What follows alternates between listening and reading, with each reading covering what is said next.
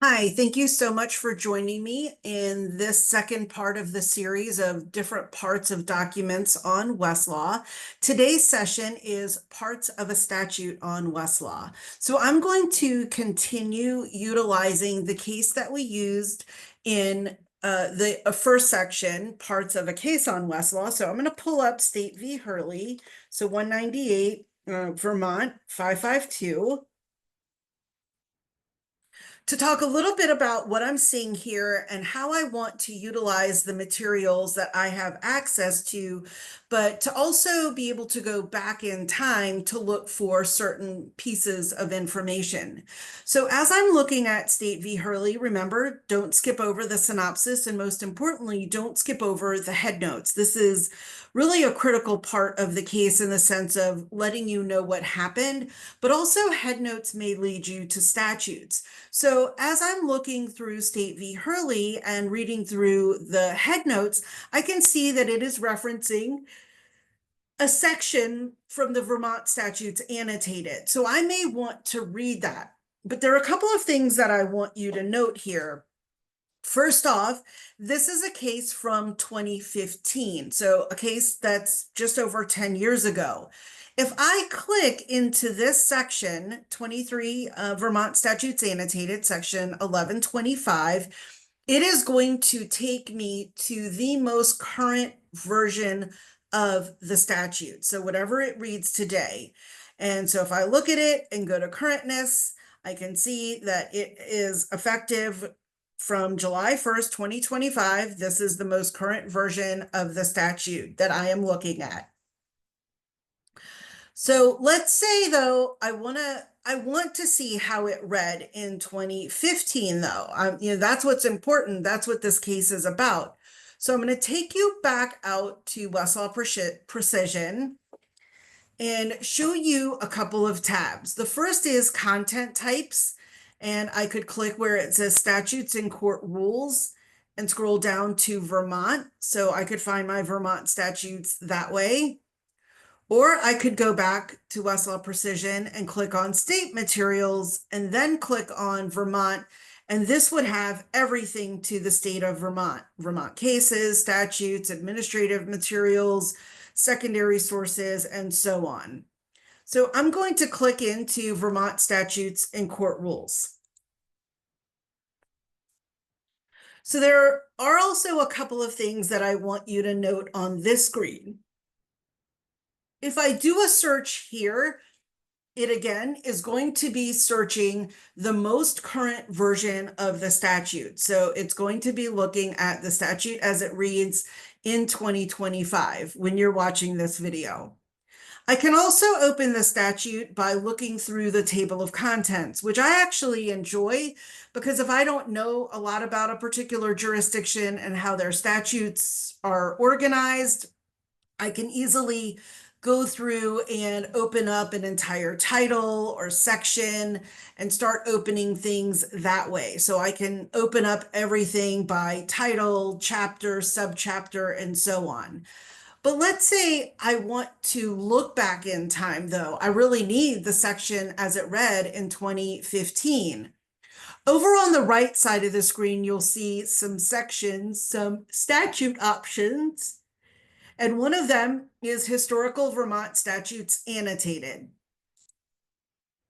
So something important to note is that every jurisdiction is different with the coverage. So you can see here that our coverage for the Historical Vermont statutes goes back until 2006. So if, let's say, this was a case from 2005, I may have to find this section in another avenue, either through a Vermont.gov site. I might have to contact the Vermont, Supreme Court Law Library. They may have historical versions. So that's also an important part of the research process, is knowing the content coverage of the databases that you are researching. But I'm lucky here, and I have the 2015 option. Again, I may need to look at 2014, not sure, but I'm going to use 2015 as my example.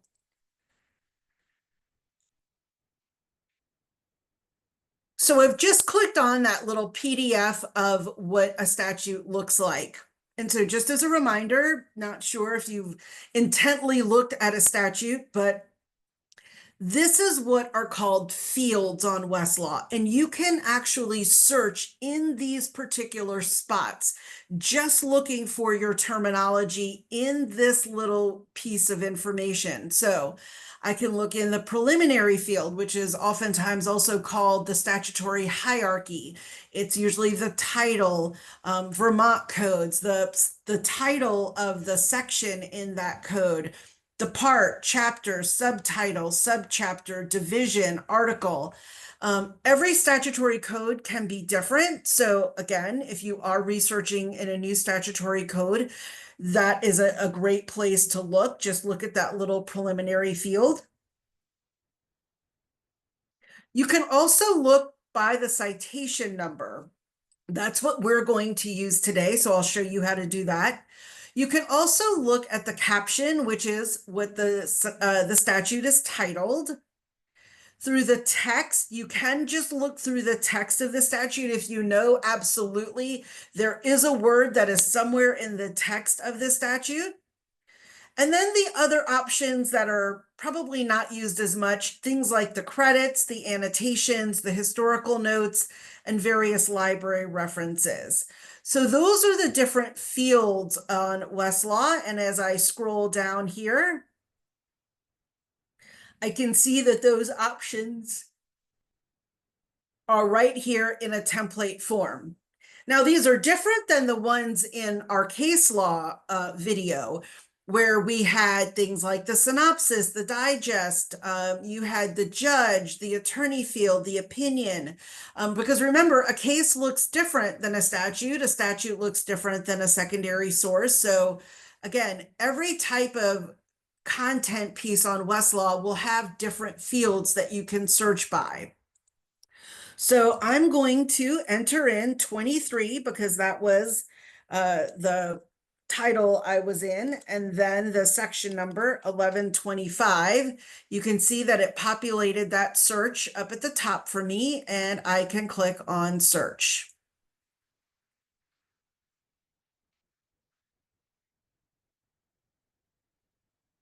And it pulls up the section that I'm looking for.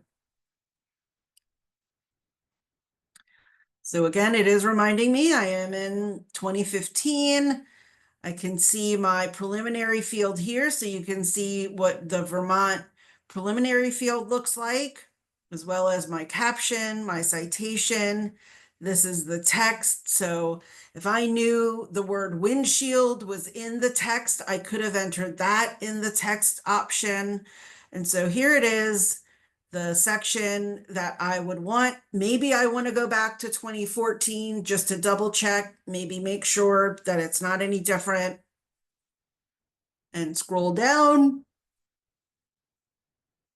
See if there are any other cases. Here we have linked all of Hurley.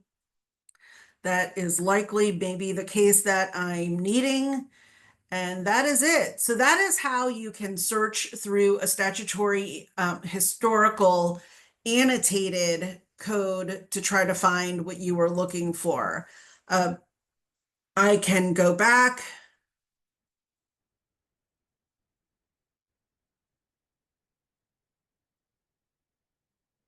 And maybe I will delete this. And, maybe I want to just type in windshield just to see if I could have done it that way. So I need to find documents that have windshield somewhere in the document. And there were 17. Here we have the one I was looking for right at the top, but maybe some other options. This one might be about license plates, snowmobile equipment, abandoned motor vehicles, wheel flaps. So these are other sections that also reference the word windshield somewhere in that document. So again, just another way, if you knew that there was one word that appeared, maybe you didn't have the title and the section number. So again, that to me is a big part of the research process, is jotting down and having little bits and pieces of information, and then taking that with these tools that you're learning about, such as using an annotated code, and then utilizing the field search options to put those little pieces and tidbits of knowledge together and then be able to find what it is that you're looking for. So I hope you think that was helpful, and stay tuned. I think I'm going to do one more in this series, and that is looking for secondary sources, parts of that document. All right, thanks so much, and best of luck this semester.